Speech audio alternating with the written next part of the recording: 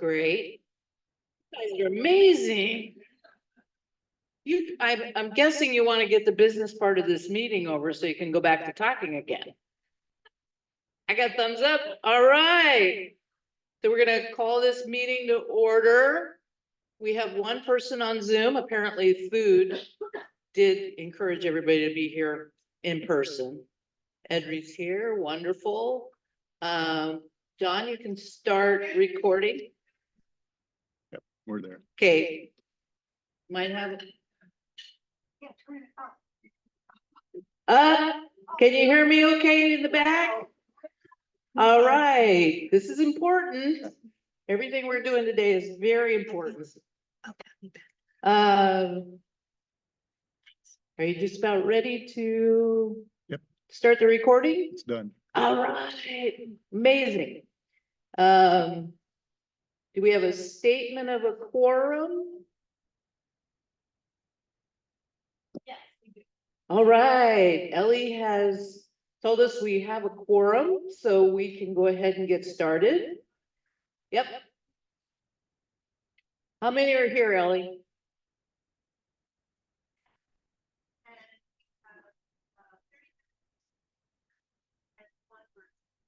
$30 members in person and 1 virtual. Yay! All right, and on my agenda, we're gonna do the land acknowledgement after a couple of little things. Adoption of the rules. And, did everybody get a chance to read them? Somebody want to give me a motion on the adoption of the rules? Mimi, move to adopt, second? Come on, don't be shy. Susan Fleming, I'll pick you. All right, all in favor, raise your hands. Looks good to me. Motion passes. All right, next thing is adoption of the agenda.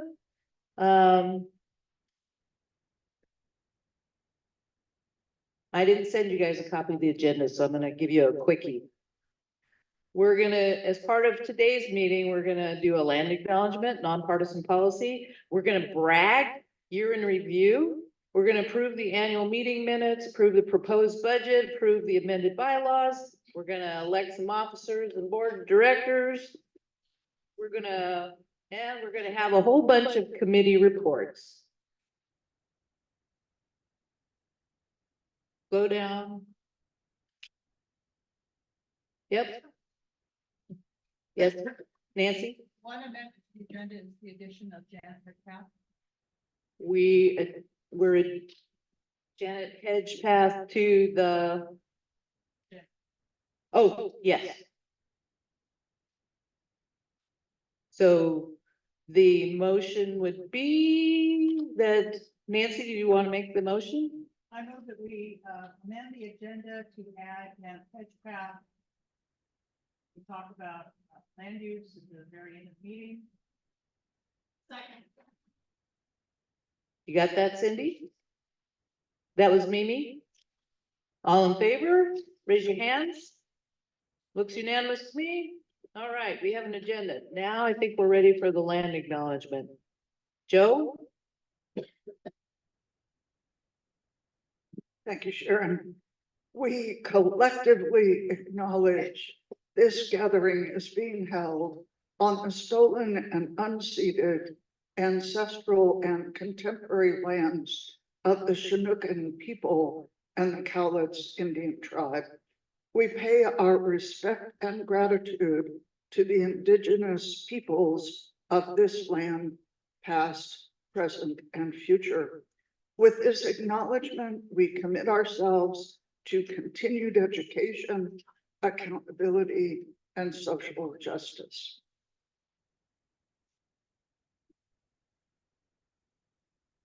All right, next up is Ellie. She's gonna talk to us about nonpartisan policy.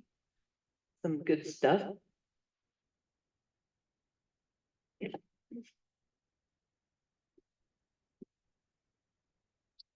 Hello, can you hear me?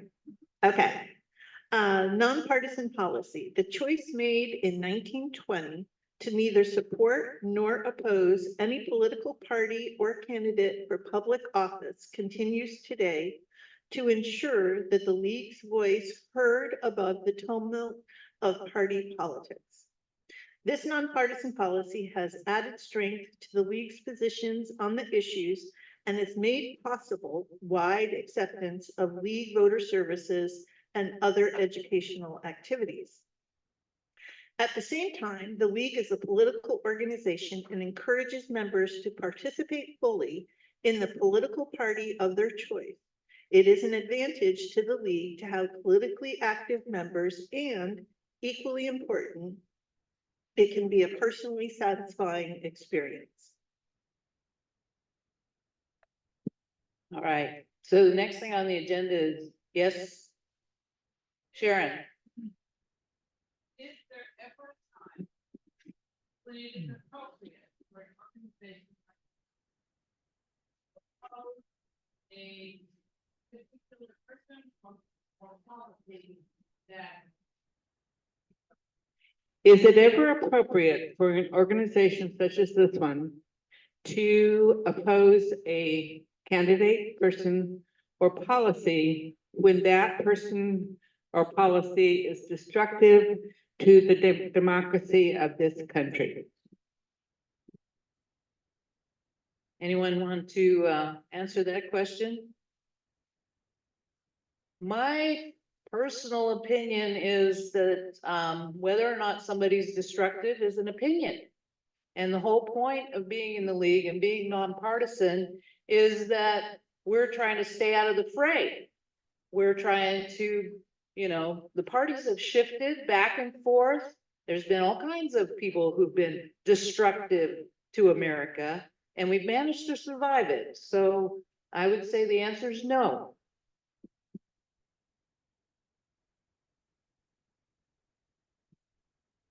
I chair the observers for the election process, and that would be detrimental to us.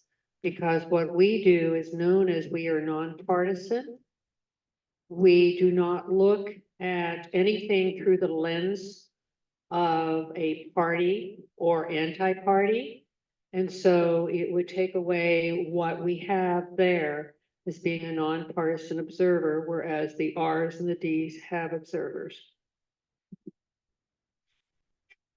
And I only wanted to add that a position is different than a candidate. So we do take positions on policy and positions. So we are allowed to do that.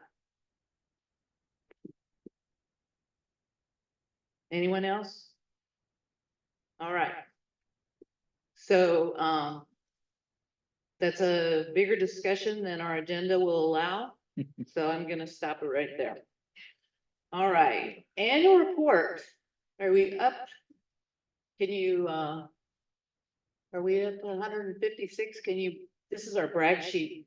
Do you guys know how much you did this last year? It's just amazing. We did, for our member meetings, we did do you remember doing a question writing party last year? Gathered at Vancouver Lake. We had a member orientation in April, a really special, well-attended meeting.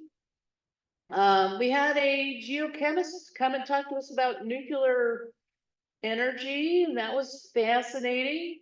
Mary Austin Seymour and Liz did a will medical abortion be banned and what can we do? That was a great thing. We had our Fort Vancouver Regional Library Director here, Jennifer Giltrup. Did I say it right? And we had a panel of Clark County Fire Protection District Chiefs moderated by Judy Stanton.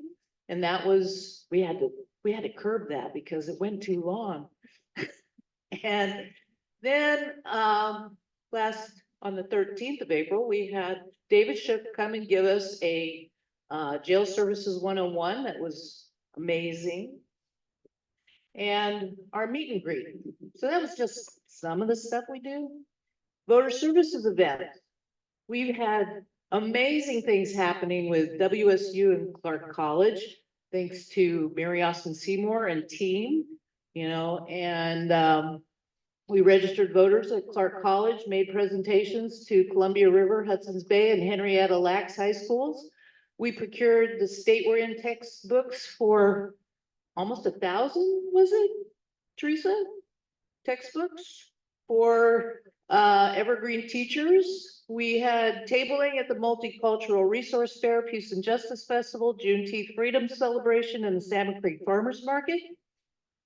We made Be a Voter presentations at senior living centers, pop-up booths, and walked around downtown with voter information. We screened No Time to Fail documentary at Cascade Park Library. We judged the Civics Bee at the Greater Vancouver Chamber of Commerce. Special events. Community takeover, the Clark County Historical Museum. Ready to remember that from last October? And members spoke to all 9 Clark County state legislators during lobby week. And Speak Up School to train people to testify. We co-sponsored a panel discussion on the decline of local news. Does local news even matter? League historian Tracy Riley Kelly led an entertaining and informative Her Story tour of downtown Vancouver. Candidate forums, 7 candidate forums, 2 for the primary election and 5 for the general elections. The forums featured candidates in 13 local races. We discovered that odd year races are actually more work than even number years. And city council, school boards, court district commissioners, fire district, fire rescue commissioner, and the election observers. What are we? This year is going to be 5 elections. So we're there. And rumor has it that we do better coverage than I think the other 2 parties. So we have amazing volunteers and we get a lot of work done. And sometimes it doesn't feel like we're doing all that work. So that's what's going on with that. All right, any questions? I'm going to be moving on. We're going to approve the 2023 annual meeting minutes. You guys all had a chance to review. Anyone want to make any discussion? Anybody want to make a motion to approve? Come on, don't be shy. I move to approve the 2023. Nancy moves to approve. Second, Teresa, I think your hand up. All in favor? Raise your hand. Looks, motion passes. All right, the annual budget.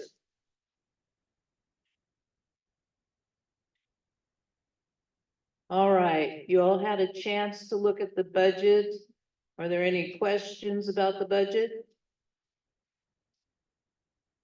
Anyone want to make a motion to approve the budget?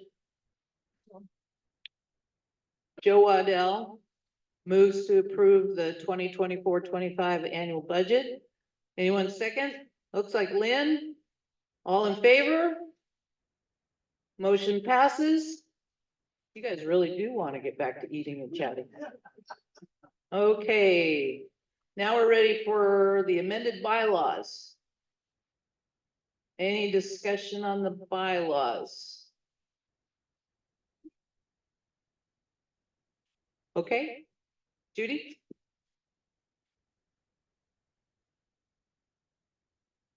This is too easy, it's going too fast.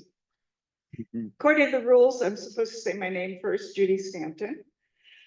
I'm gonna urge a no vote on these for 2 different reasons. And the first one is procedural. Because, I mean, we have other policies and procedures that we follow that the board has and approved over time. But bylaws are the most important rules that we live by. The whole organization runs according to the bylaws. And the bylaws state that any proposed changes need to go out to the membership a month before the vote. And we got them 2 weeks ago. So that's the procedural difficulty I have with these. The second one, and maybe I missed it, but it's just a substance. I know the board talked about this in July of last year, and they had proposed changes put together, and we saw those. But I don't know why they're being proposed. I don't have the background. The board had the discussion, but I don't know why. So 2 reasons, I'm gonna vote no, and I encourage a no vote. Anyone else? Sure.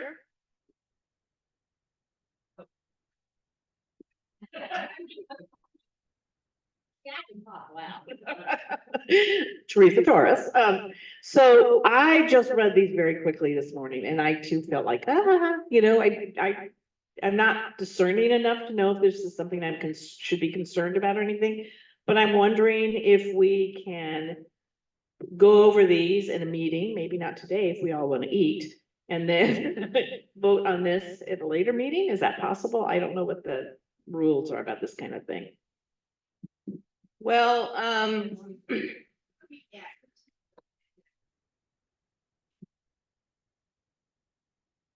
Tracy Riley Kelly, Honorable President, I know you had sent it to us, but how about if we start this with a quick review about what this is? Because then when I heard Judy talk, I thought, I'm not sure that I understand entirely what she's referring to.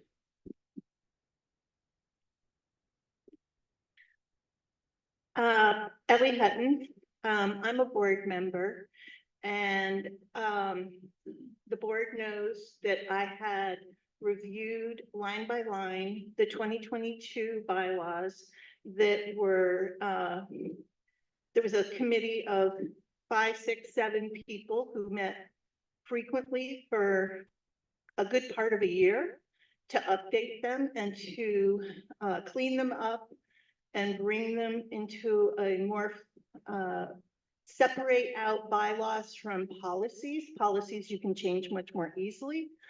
Bylaws are harder to change because you can only vote on it once a year at annual meeting. So I did a line by line review of the 2022 bylaws.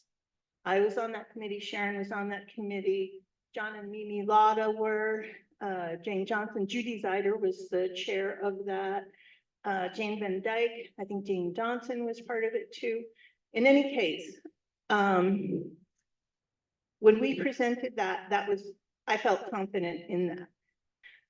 The line by line review that I did of the 2024 changes that were adopted last July, I wasn't at that board meeting.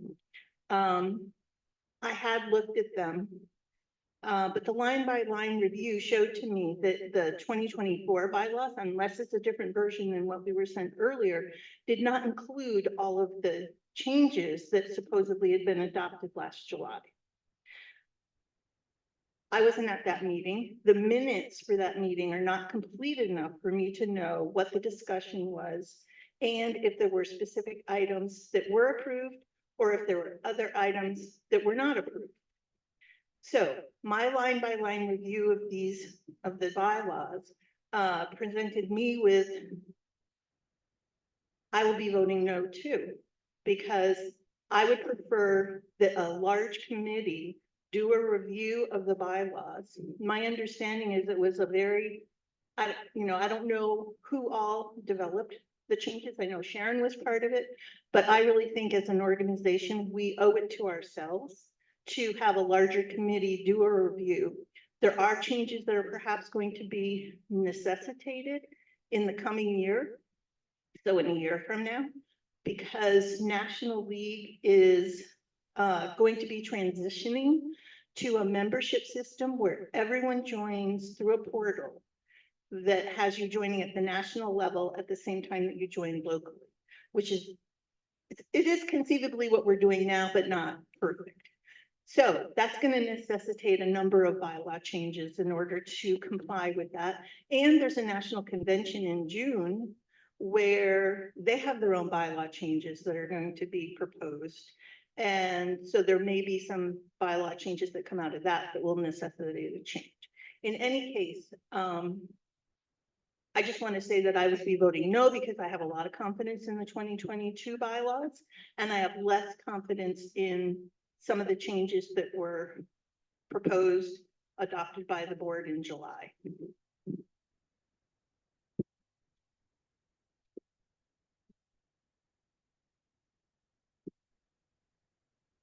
I'm Joe Waddell. I really appreciate the comments and the thoroughness. And I agree that we would need to comply, well, not comply, but merge, look at the national and state bylaws in comparison with ours. My question is simply procedural. Do bylaws have to be voted on at the annual meeting?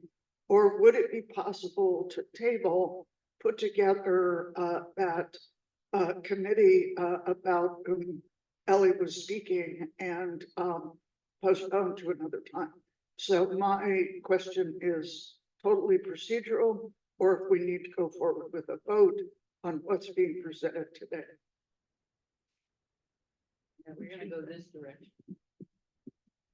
Hi, Nancy Halverson, and the bylaws need to be voted on by 2/3 of the membership at attendance at, I believe the bylaws say the annual meeting, they may say just, yeah, so it does have to be by the membership at the annual meeting at present.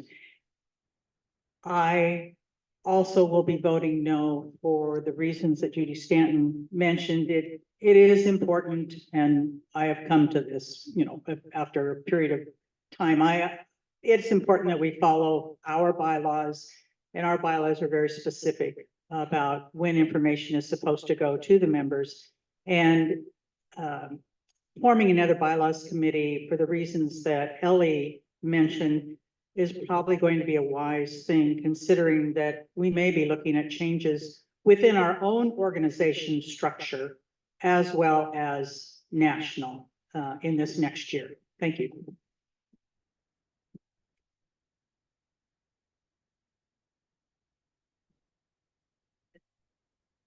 Can the proposed bylaws as well as the existing bylaws be accessed online? And are there national bylaws within which we must be compliant? Yeah, first three articles have to be identical to the League of Women Voters US bylaws. You don't. It's Teresa. So it can sound like a deadly dull meeting, but we could also make it interesting. I would urge whenever we're ready to have these, that we review them in a meeting together. I mean, I would feel much more comfortable because sometimes I read things and it's like, well, how do I feel about that? I'm not sure. And I don't want to make it like, you know, the meeting that nobody wants to go to. But I also think we could make it an interesting and informative educational experience.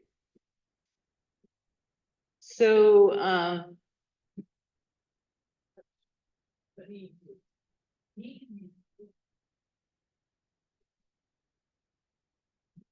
My question is more, if we vote this down, this set, what happens? so my assumption is that if we vote this down, then the board's approval from last July becomes null and void, and the bylaws that were approved in 2022 will be our bylaws. And getting a lot of head nods that that's correct. So if we're out of compliance, so national, then what? We're not.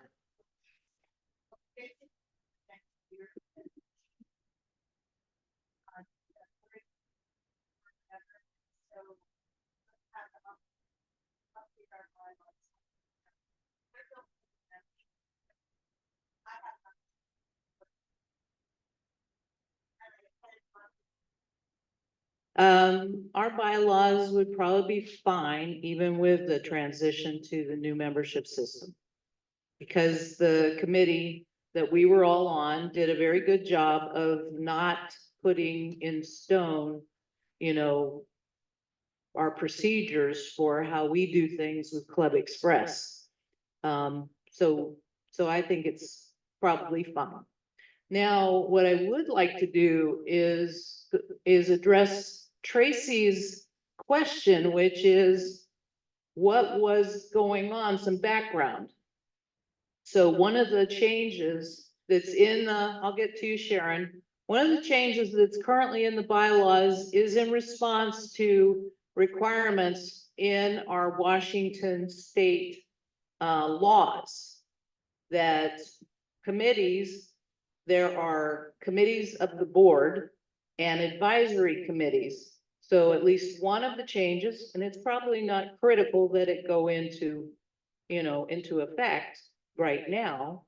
And we could do this, they could just be part of one of the issues that goes forward to a bylaws committee to address.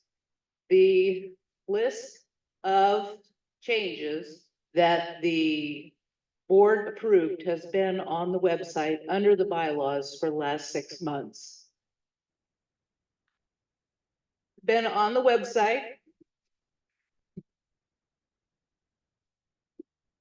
Go under resources.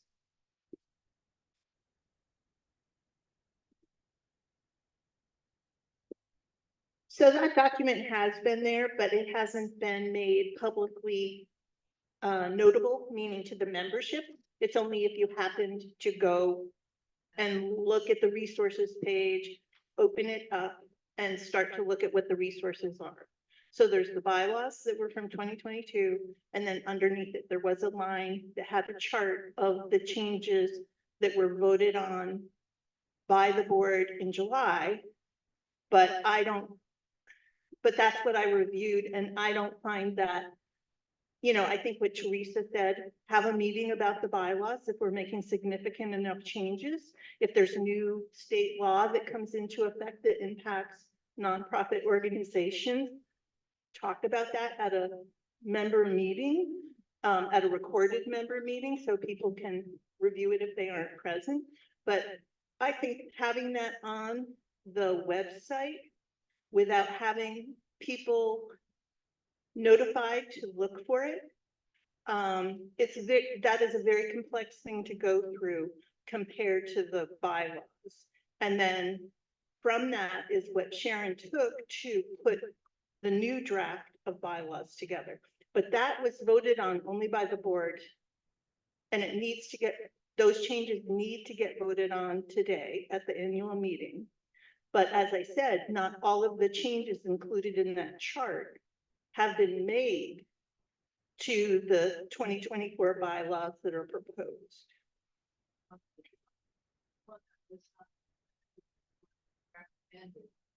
In your email to the board,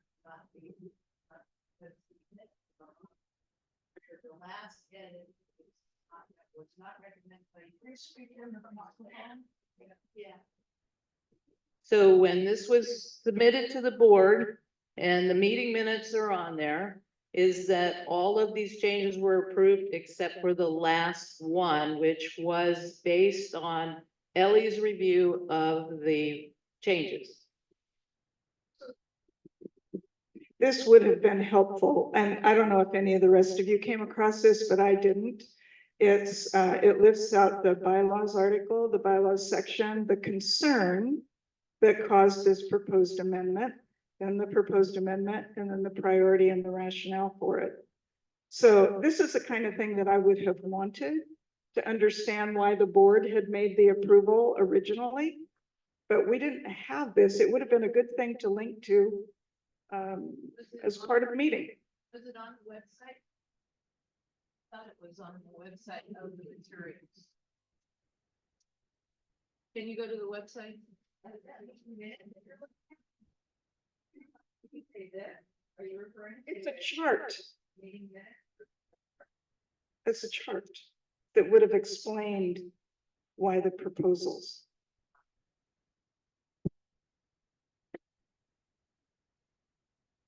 So Judy, to follow up with that, Ellie Hutton, to follow up with that, the chart was made available to the board members, but in the documents that were listed here on the website, when you're logged in as a member, it does not include any link to that chart. And so, anyone who was reviewing the proposed 2024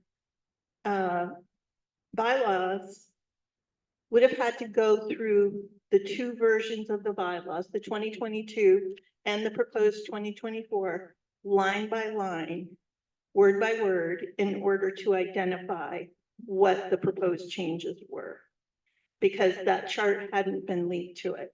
So,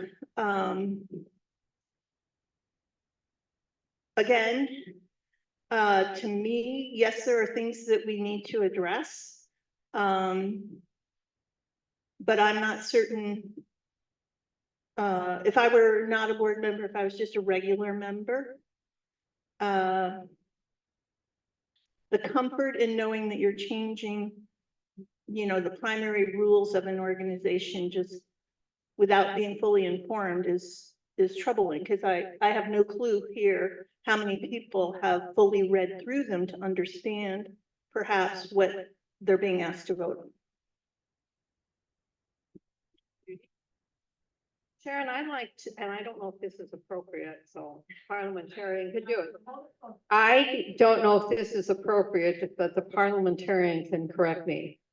I'd like to move that we do not accept the bylaw changes as proposed because they weren't set out in a timely fashion and they're too difficult to understand.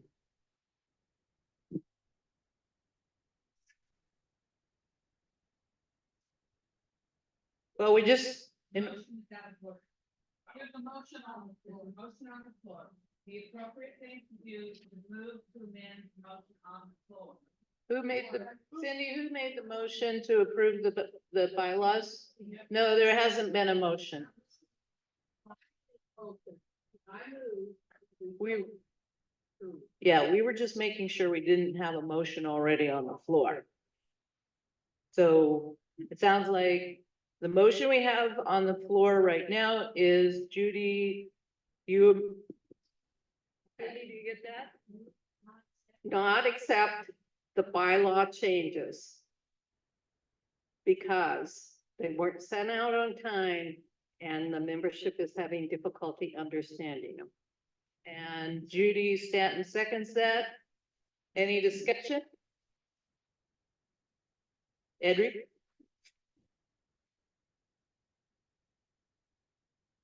I concur, but also interesting, we know that National is also going to make some huge changes. And I don't really know, except I know that they want to have more control.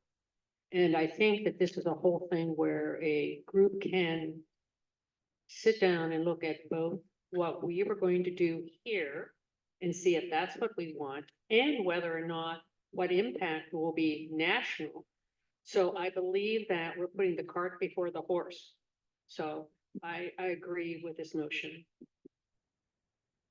Any further discussion?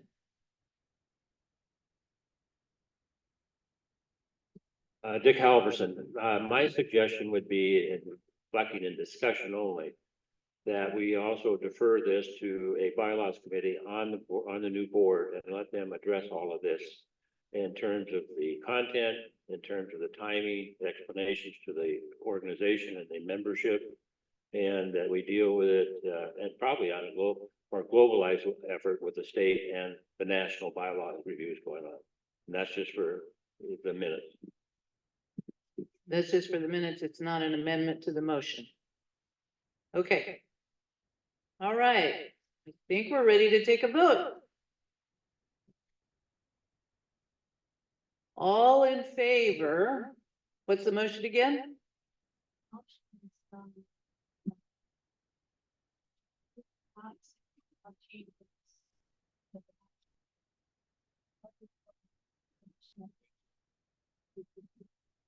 Motion is moved to not accept the bylaw changes as they were not set out on time and membership is having difficulty understanding the complexity of the changes. Okay, all in favor, raise your hand. It passes, motion passes. All right, what's next? Fine. Yes, Sharon? I've never got the big report. Oh, I'm sorry. Kathy, when your hand Uh, was raised, that was a vote, correct? Sharon Brainerd, and. That's correct. Every every other nonprofit organization that I have belonged to that has gone through bylaw changes has requirement in the bylaws that the bylaws be presented at a meeting before the meeting at which they will be voted upon. And so I would like any committee that gets formed on this to consider that the bylaws be brought to the membership in a formal fashion, not just email, not just online, but brought to a meeting and presented, and the membership be informed that there will be a vote, and these are the things that they need to be paying attention to. Because if you come to a meeting and you have not read them or don't know what the history is, don't know the whys and the wherefores, then your best vote is always to vote no. all right.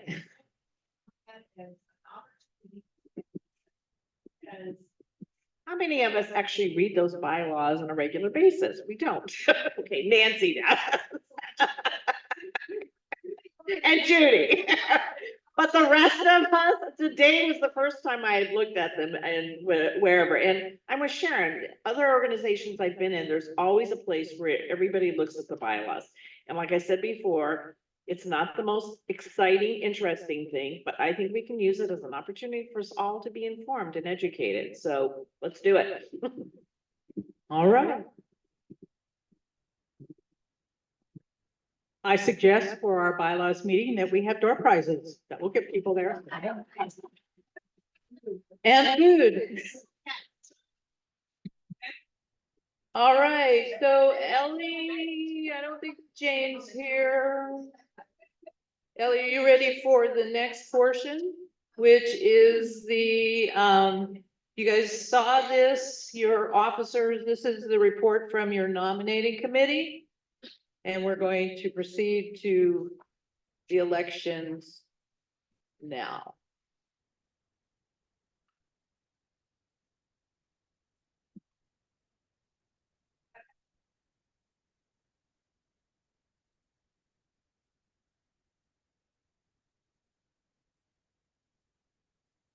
Hi, do I need to say my name? Ellie Hutton. The nominating committee this year consisted of Jane Johnson, Meg McNicholas, Nancy Halverson, and myself. And we created a report that identified, we contacted numerous members, had wonderful conversations. And the outcome of that, as some of you know, Sharon withdrew her name to be nominated as president for the upcoming year.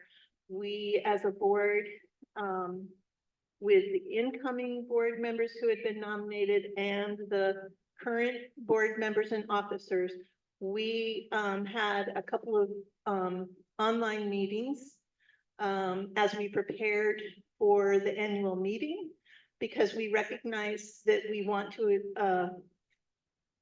have conversations about leadership models, as Nancy referred to earlier. For this upcoming year, Nancy Halverson has offered, and we've nominated her to be president. Ellie Hutton, myself, vice president. Cindy Maltzberger as secretary. She's our current secretary. And Marlene Niemeyer, our current treasurer, will be the treasurer for the upcoming year, 2024, 2025. Those are all one-year terms that we'll be voting on. As I was mentioning, collectively, we will be working within the league to develop a new leadership model perhaps, and change our bylaws as needed if we are going to move to a leadership team model or whatever. So we're going to explore what our options are. The elected board members, we have two board members who are still current in their terms, Lynn Altenheim and Sarah Bennett. The nominated ones for the 2 years of 2024 to 2026 are Joe Waddell, Sally Carpenter Hale, and Meg McNicholas.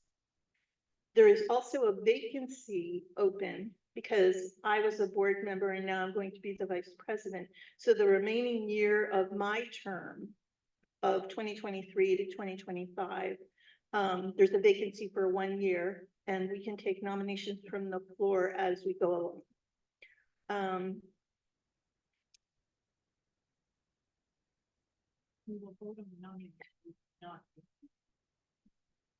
Right, okay. And then the nominating committee, 2 board members, as our bylaws outline, 2 board members are assigned or volunteer to serve on the nominating committee. And the 2 board members for 2025, prior to the annual meeting, are Meg McNicholas and Janet Hedgepath. And then members at large, Mimi Lotta accepted a nomination to be on the committee. We have 2 vacancies in the nominating committee, and those are members at large who can be nominated here during today's meeting to be on the nominating committee. The term of the nominating committee is from January to April of 2025 in preparation for the annual meeting. So, yes, so what I'm going to do at this time is ask for any nominations from the floor for any of the officer positions or the vacancies in the nominating committee, or the 1-year vacancy for an elected board member to complete the final year of my term. Are there any nominations from the floor?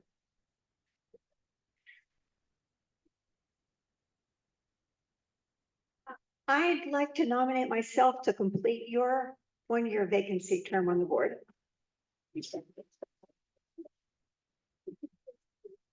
Anyone want to second that? Okay. Judy Stanton seconded. Thank you, Susan. And anyone interested in being on the nominating committee? Come on, we'll have fun. Yes. Okay, I asked 2 more times. Okay. I'm still looking for 2 members at large to be nominated to the nominating committee. You can self-nominate, or if someone chooses to nominate you, you have to give your permission to be nominated. So, anyone willing to nominate themselves?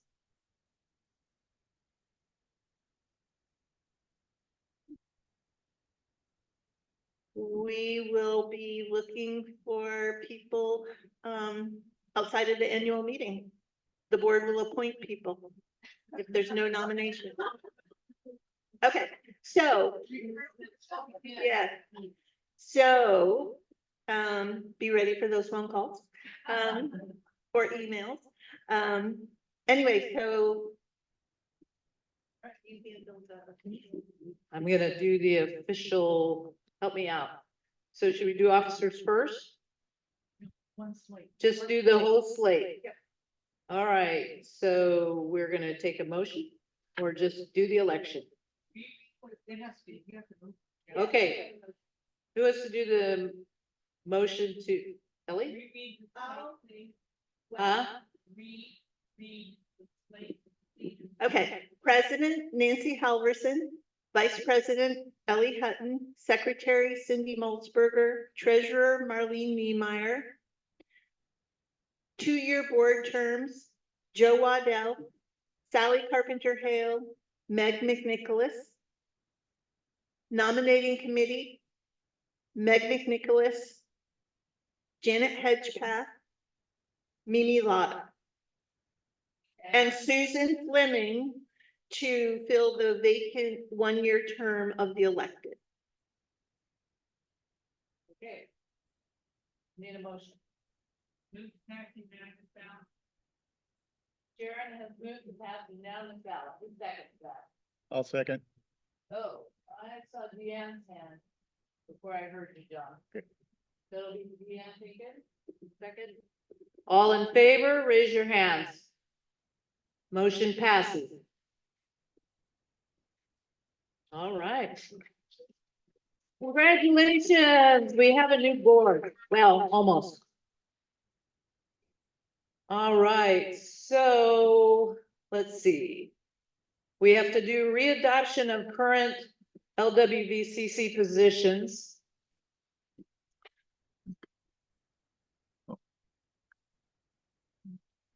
Anyone want to make a motion on the current positions, or should we go through them? We'll go through them. Did you find them?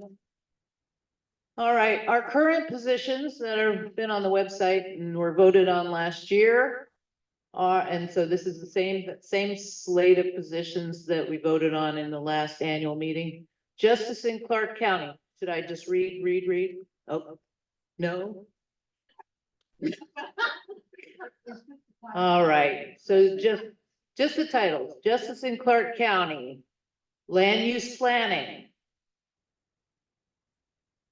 Orderly Metropolitan Development, Parks and Recreation, Port of Vancouver, Solid Waste,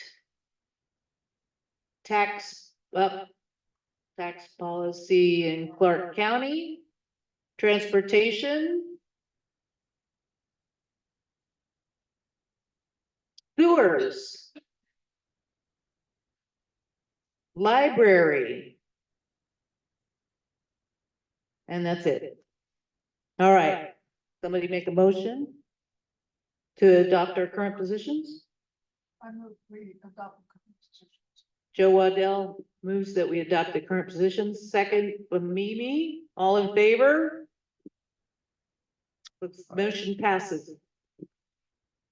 Next thing, let's see. Adoption of the program of work.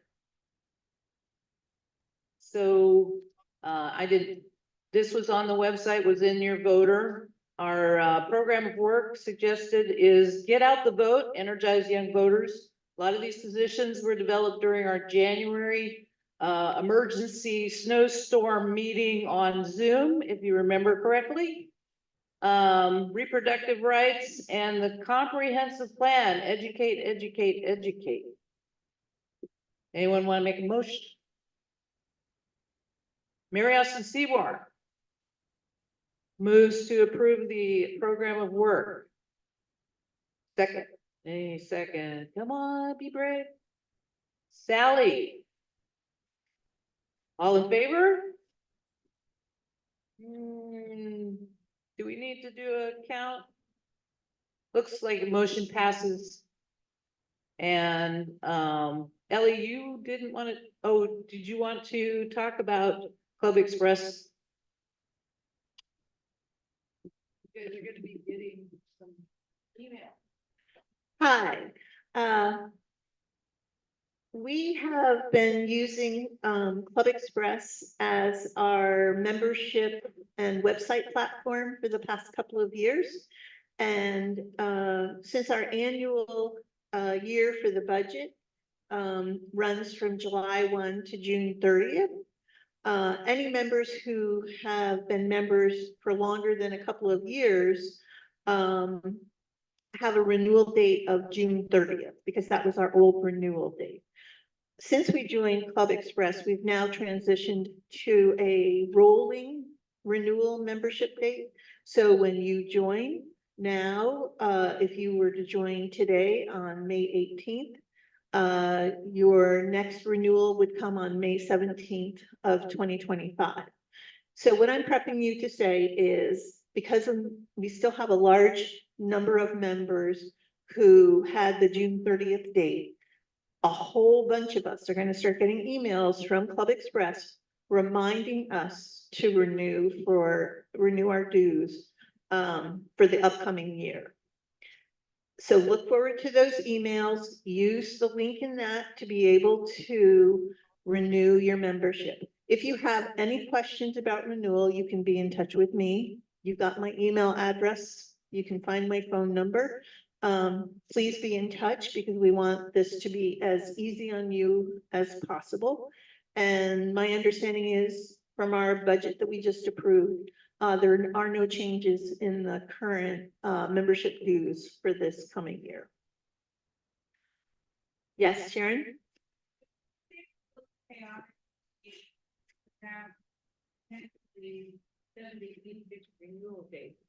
So it seems chaotic to me that we potentially have an individual renewal date for every member of the organization.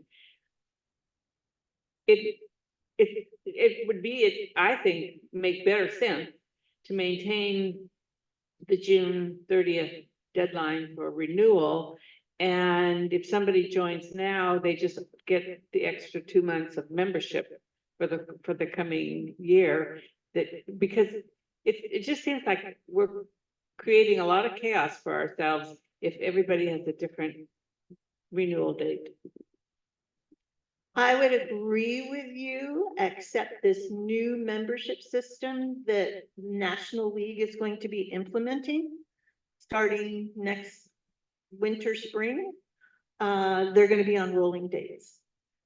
And so Club Express allowed that too. And so we chose to take the opportunity to do that because what's also happening, if you look at our budget in detail, you will see that historically what was happening is we would have a lot of money in our bank account, but we had to reserve it until we got invoices from National and from the state to pay the per member payments. So we as a league held on to a bucket load of money, but it was already committed. So it wasn't like we could look at our budget bottom line and a bank account and go, oh, wow, we're pretty flush. We can choose to do X. Sure, we can support the civics committee with whatever they want or vote, get out the vote things. And so we've had a lot of restricted funds held in our bank account. What has happened with Club Express and will be happening also with National is when someone uses their credit card to pay online, those monies will automatically get split between National, state, and local league. And so we aren't holding on to this large sum of money anymore for the per member payment.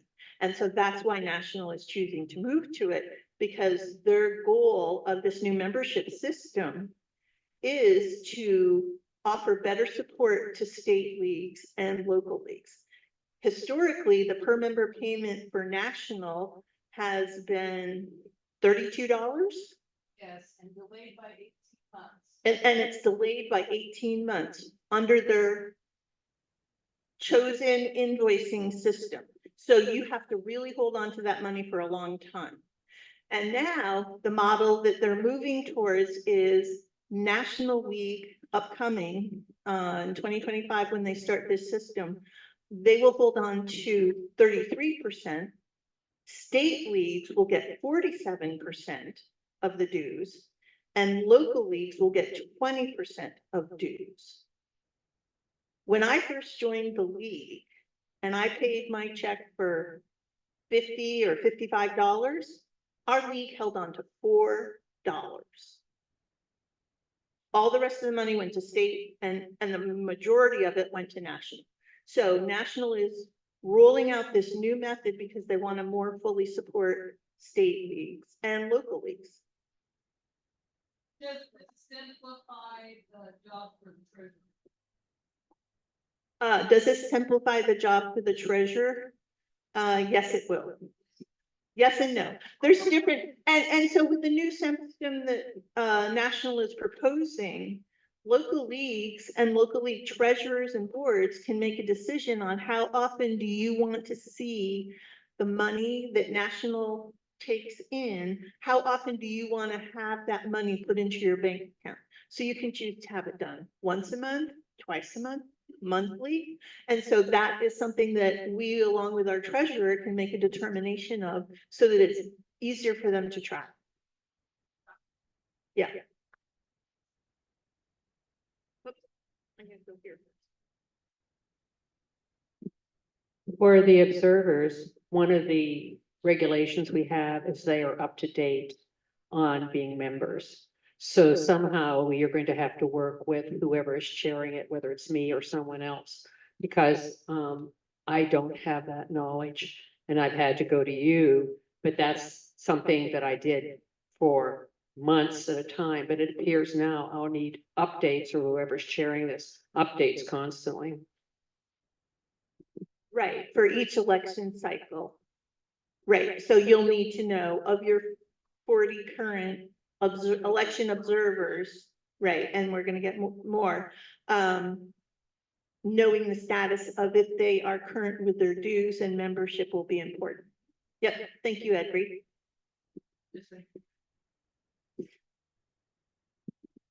Going back to the chaos theory of dues payment. If everybody in this organization pays their dues at a different date, then we don't have a good idea of how much money is available to spend on, Jackson basketballs or whatever. So it makes sense, it still makes sense to me that we maybe choose as an organization to all renew on a certain date.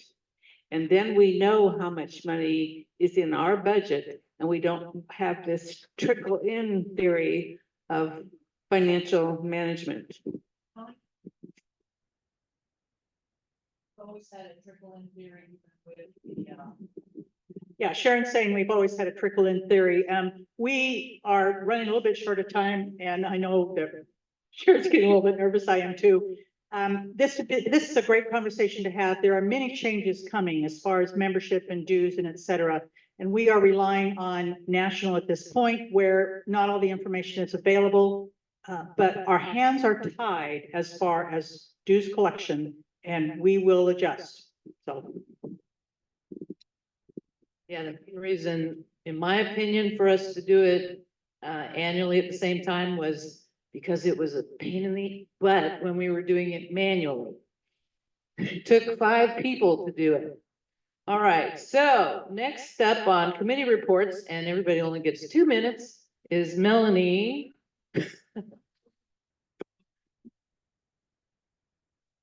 So I'm the chair of the Candidate Forums Committee, and it's that time of year again.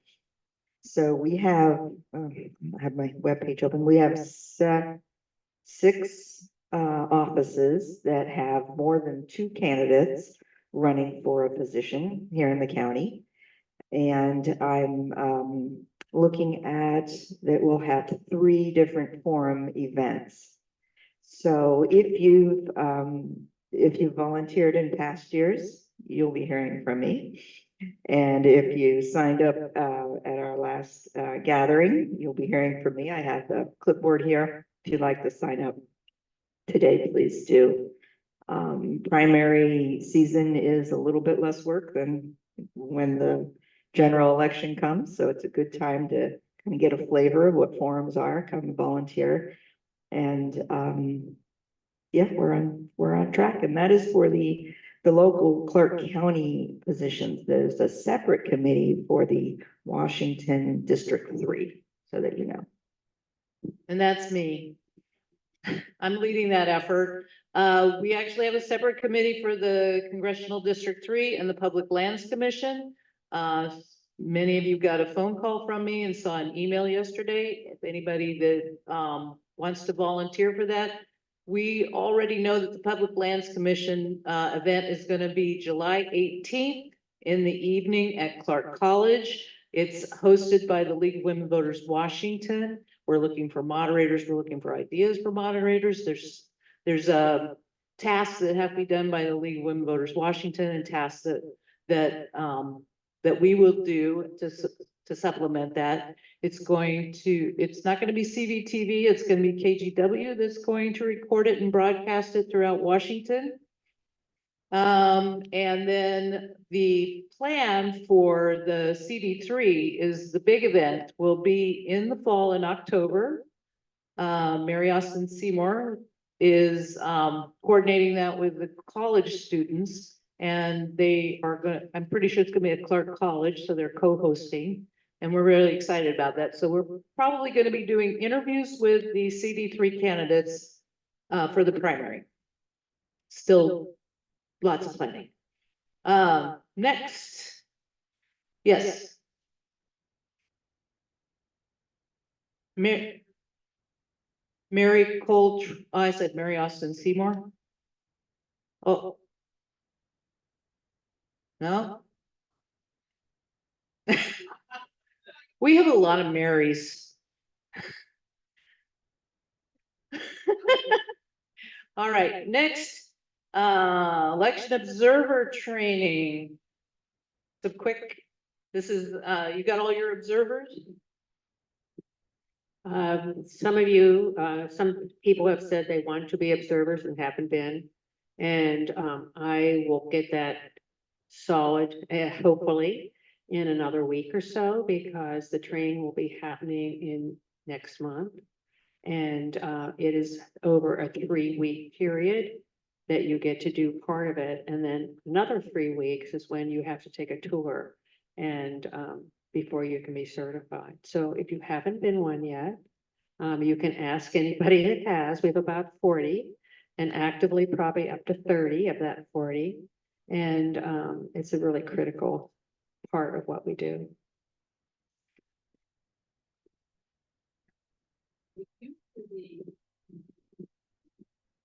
Elections used to have 5 years if you had not observed. Now it can continue. The only thing that it would be if you left league, you would no longer be a league member and you couldn't do it. You'd have to be, if you're a party member, you could ask to do it with one of your parties. But if you stop being league, you no longer would do it under us. Okay. So anybody who's considering being a new member, you're, and wants to do election observing, Nancy, Pat, you might want to make, join soon. Multicultural fair. If you have been one of the new ones, or you know it, want to be new, I haven't that information, because Kathy has been on vacation. So we can find out. All right, Tracy, can you do Juneteenth for it? So we are going to have an area Juneteenth, Saturday, June 15th. And we have mostly all volunteers, but I would like just a couple more volunteers, another person to help with setup, and another person in the middle of the day. And we're going to do a really, I'm just about to very quickly tell you that what we're going to do is we're going to have a number of pre-recorded pieces of speeches and writings from famous Black writers and speechifiers, and people will listen to pieces of these speeches, and we will have a large reaction wall. So it's going to be a really dynamic and really exciting place. And I want to remind anybody who's going to help with this, this is kind of the premier way where we have our face to the diverse people in our area. And so looking for people to very much also be talking to people about joining the league, in addition to just giving information about vote. Great, thank you. I just want to make an announcement. There's still time to sign up to go to the League of Women Voters Washington Council. Was it June 1st? May 31st. Yep, and a lot of league members, your fellow league members are going, and there's even going to be a caucus. Yes, our Chinook effort is going to have a caucus Saturday evening. Would love to see you all there. All right, Janet, you're next on my list. I redlined you in. I know that everyone's very busy this year with elections and getting voters and elections in general, but I have one more thing to put on your plate, and that is that Clark County is in the middle of planning, replanning the updating, there we go, the comprehensive plan. And a lot of it may seem very dull and boring, you know, assigning various population kinds and housing this and that, but it all has very big consequences for land planning, for how houses are built, where houses are built, for whom they are built. a lot of consequences in terms of DEI and looking at in both economic justice and environmental justice. And the Observer Corps has been observing the various councils and planning commissions. And there's maybe some concern that in the talk, there is looking at ways of getting around some of the new laws that have been passed concerning how these things will be handled. So I would really encourage you to pay attention. In the upcoming weeks, there are going to be 4 open houses in which the county is taking information from the community about what they would like to see in future land planning. And I really would encourage you to go. Right now, the voices that they hear are mainly from the building committee and from the building industry, and they need to hear from other people. So please get involved, pay attention. This is an important piece, and it fits in with what we, the league, have for our policies and our DEI. Thanks. Thank you. All right, so there's also, Ellie, isn't there, we can also go as observers to convention? There's still time? National Convention. Yes. So the National League holds their convention every 2 years.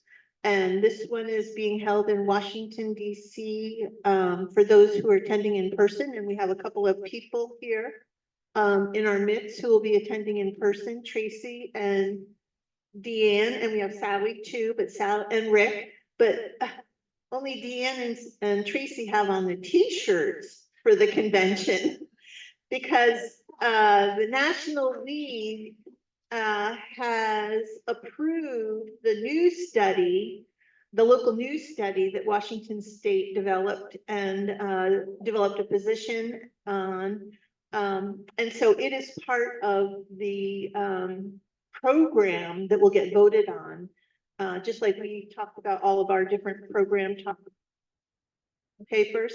The news study will be part of that. So it's moving along well.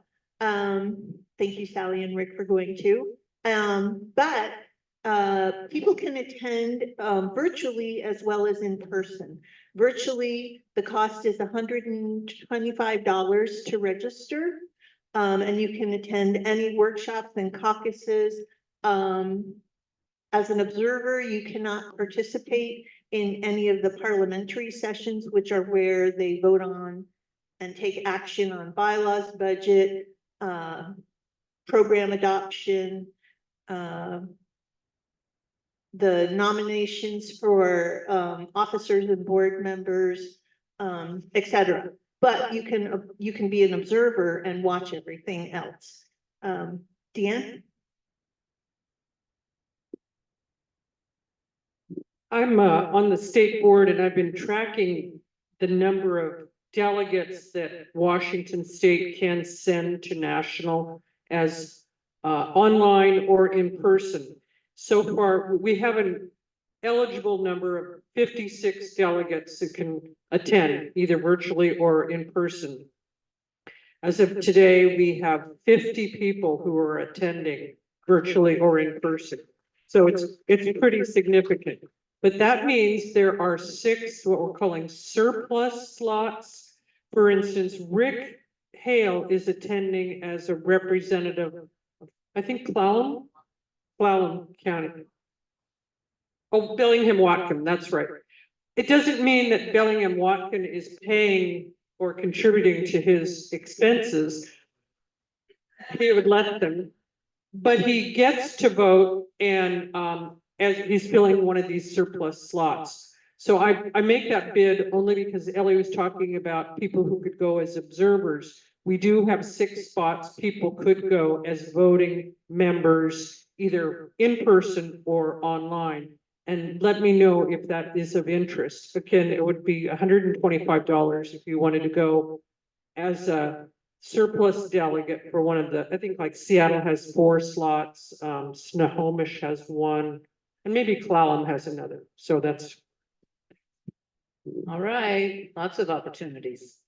Okay, one of the things I wanted to share with you that the board's been involved with since last December, and you may have seen some of this in your newspapers.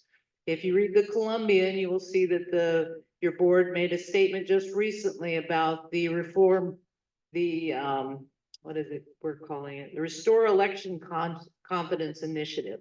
So I wanted to kind of share what's been happening with that. So last December, Deanne sends an email to the board and we're all like, what the heck? And we discovered that the initiative included the statement in it that the legal, significant numbers of voters in both parties and the League of Women Voters have concerns about elections or something to that effect. And of course, we were like, what?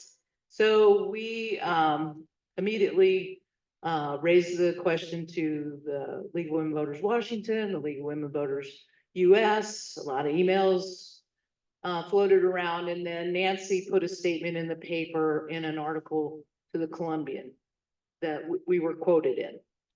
We sent an email to Reform Clark County and asked them to please remove that statement from your initiative and put a disclaimer on your website. They have put a statement on their website.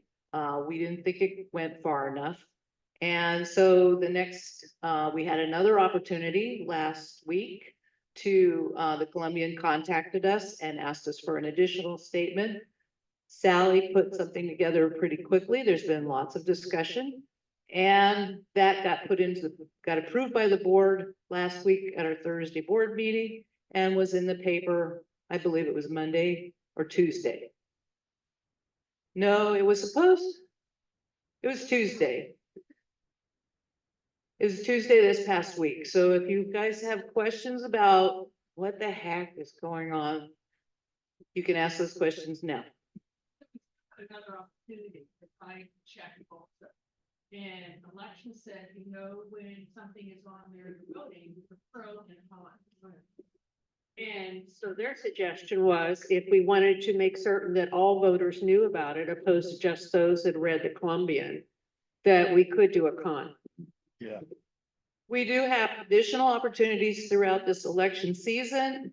The next step for the initiative is they have to turn that in somewhere around the end of this month with sufficient signatures. The signatures get verified by the Clark County Elections Office. If they have sufficient, then it goes to, my understanding is it goes to the county council, and the county council can decide to approve the ordinance or let it go to the ballot in November. So there's gonna be more opportunities to make our position known and that we have confidence in elections. Is there gonna be an op-ed that our league issues? That's, the board did approve for a communications committee to put together an op-ed. Yes, Edry and I are collaborating on that. So we'll let you know when the op-ed is going. For a new member, you can tell them what exactly what it is. Well, it's complicated. I think it requires actually a lawyer to be able to figure out whether or not the ordinance is even doable, humanly possible, if there's already federal laws and state laws that exist that are either conflict with the requirement or don't, or so I hesitate to even, you need to go, there's a Reform Clark County, the initiative is there, and it's to install an ordinance. A county ordinance that would put quite a bit of a burden, in my opinion, on our Clark County Elections Office. But they said we had a position that we didn't have, and they spoke for us. Well, it depends on how you view that. I have talked to Mr. Anderson, and he led me to believe that he was talking at a very high level, that we have as you know, and we do, and he actually sent us links to the League of Women Voters US website where we have said we have concerns. Now, we all know what our concerns are. Access to voting. Yes. Correct, correct. And, so, you know, he said, she said, it's all subjective. Judy Hudson, I would suggest that if it gets to the county council, we ought to fill every seat in that meeting. And just with tag, nothing else, just our presence. Might have been something we should have put on our program of work, huh? What I would like to say about, Reform Clark County and the usage of League of Women Voters in their whereas clauses, along with the political parties, which were not stated by name, they're just both political parties. What the links came back from the organizer for this effort were links from National's website about national statements about concerns about elections in other states that have nothing to do with how elections are run here in Washington State. So someone can take a high level view and go, oh, but the league has concerns, because look at the title of this press release or blog or whatever that's posted on the website. So it's mixing apples and oranges together really inappropriately. It's just choosing things to, and I have had a big concern about the league name being on it because it offers them credibility that they do not deserve.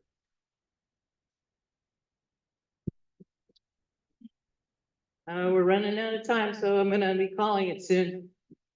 Are the letters and public statements available on our internal website if we look for like news or press releases or that type of thing? Can we find them? That would be really helpful for awareness within the league so that we could log into Club Express and see these public statements that we have made in regards to that. Thank you. While I have the mic, Jane Young, one of our longtime members, I usually give her a ride, and I wanted to let you know she is suffering from bronchitis right now. She was in the hospital a few days. She's back at home, but I have a card here that I'm going to drop off for her. And if any members, while you're here, want to sign a get well card for Jane Young, please come by. All right. Okay, so I don't have anything else. I think I'm gonna turn it over to Nancy. Unless somebody has something for the good of the order. Well, this is the good of the order.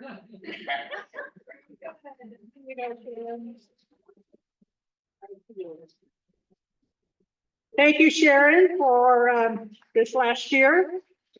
Being a leader of a league, any league, hard work. We appreciate what you've done. She's not going away. She's going to bug us all with all sorts of things. So I have a whole list of, okay, Sharon would be good at this. Yeah, Sharon can do this. Sharon.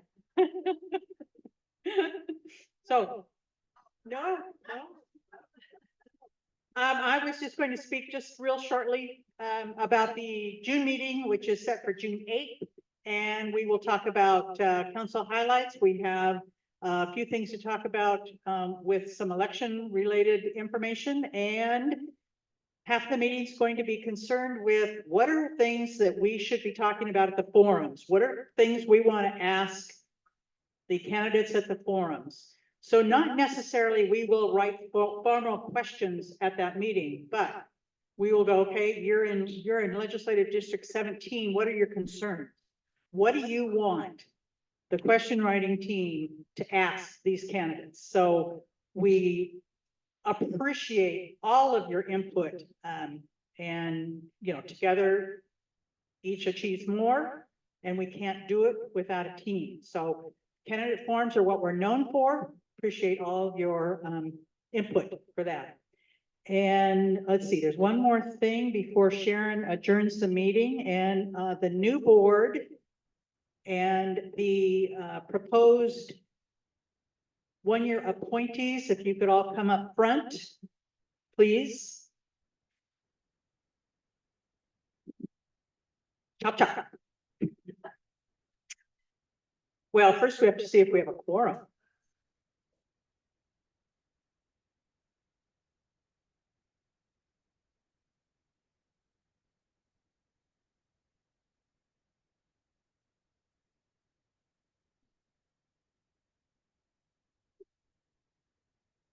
As an advisor, you don't get to vote, but you can come. Okay, so 1, 2, 3, 4, 5, 6.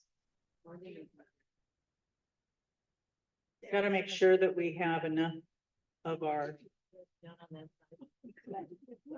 Because we're gonna appoint the, no, that are here. From the officers and.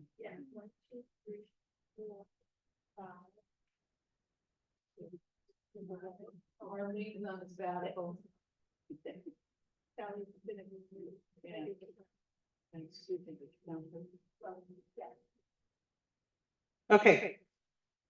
Could I have a motion to approve the 1-year appointed board members? Approved by.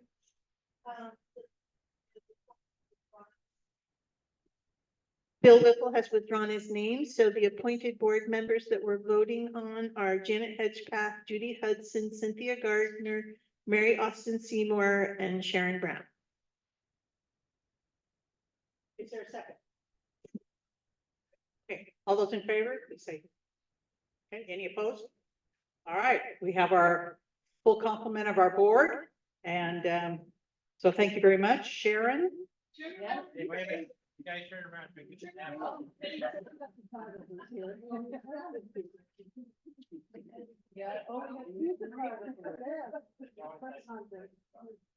The people online can only see your behind. Okay,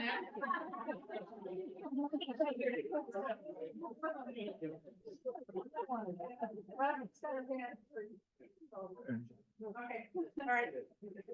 Sharon. Yeah. We do have Kathy's got her hand up. Yeah. Oh, and one more thing for the board. The board members that are here. I need to see you up here as soon as the meeting's adjourned. Thank you. All right, so unless somebody has something for the good of the order. Okay. Yes, Jan?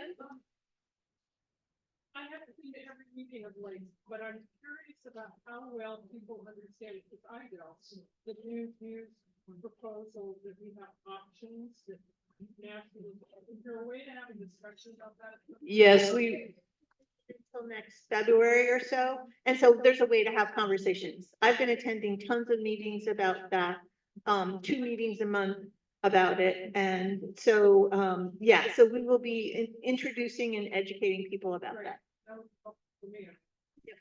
all right. So I'm going to adjourn this meeting.